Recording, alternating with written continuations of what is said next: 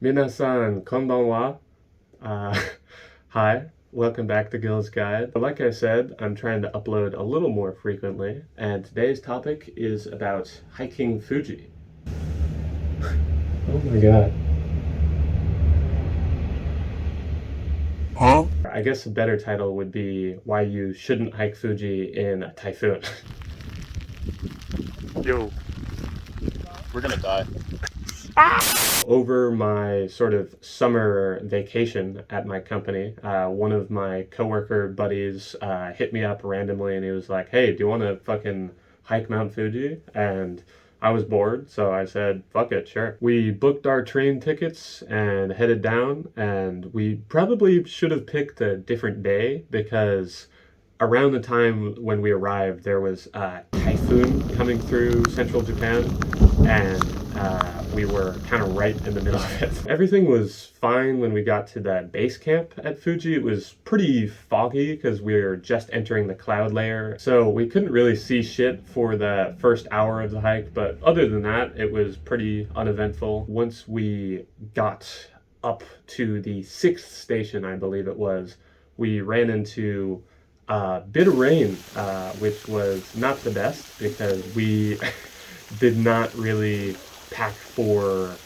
inclement weather, let's say. Just as the trail started to get a little more treacherous with a lot of climbing and rock hopping, it started pouring down rain and everything got really slippery and kind of sketchy, but I mean, we made it. So after about 2 to 3 hours of climbing, we did eventually make it up to the cabin that we would be spending the night in. We met some cool people, a lot of fun people from around Japan and other foreigners who were visiting. There was even a guy who I challenged to a fucking arm wrestling competition, which I unfortunately got destroyed. We got some dinner and dried off for a bit at the cabin, got a little bit of sleep. Then we had to wake up around midnight so that we could start to climb again, because our plan was to reach the summit at sunrise, which was 5 a.m. And of course it was pitch black, so we had to rely on our little headlamps that we got. The wind really started to pick up the higher we got. I only at that point really noticed how poorly I had prepared,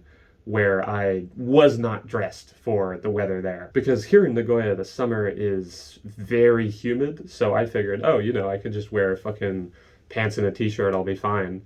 But I was not fine. My buddy that I was hiking with, I could definitely sense was a little more experienced than me, and was always kind of like running up and then waiting and then running up and waiting, so I felt a little bit bad there. Once we started nearing the summit and we could actually see it, all of the rain and clouds started to part, which was really nice because we got some really cool views of the sun rising on Japan, and you could see the city lights of Tokyo, which was pretty cool. After about 5 hours of night hiking in less than favorable conditions, we eventually did manage to get to the summit, which I'm pretty proud of because I'm not really a big hiker, but hiking Fuji is definitely one of my bucket list items for Japan, so that was cool to be able to check off the list. Once we did get to the summit, I was able to stop by and get a bowl of hot udon, which is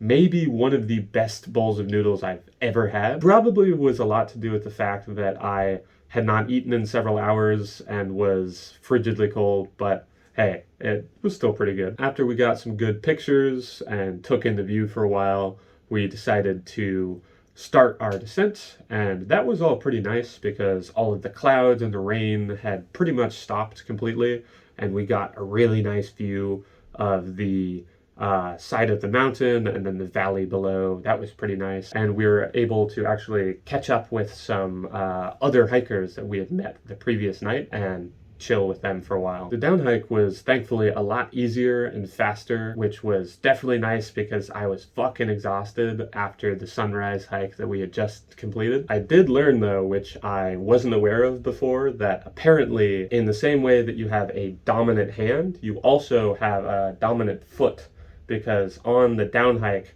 all 4 hours of the hike, I was leading with my right foot. As you can imagine, hiking downhill mountainous terrain for 4 hours with one foot always taking the impact really did a fucking number on my knee. I was kind of limping for a couple days after, which was not the best. But we were able to make it to the bottom and say goodbye to the couple that we had been hiking with. At that point, we were super tired, so it was definitely nice to be able to hop on a bus and make our way home. So yeah, that was my Fuji hike. I hope you enjoyed getting a little insight as to what that's like, and some of our unfortunate circumstances during the hike. I definitely had a lot of fun. I wish we would have picked a different day, but hey, what can you do? Although I will say that I definitely do agree with this parable that you'll hear a lot of people talking about in reference to hiking Fuji, which when translated into English roughly means that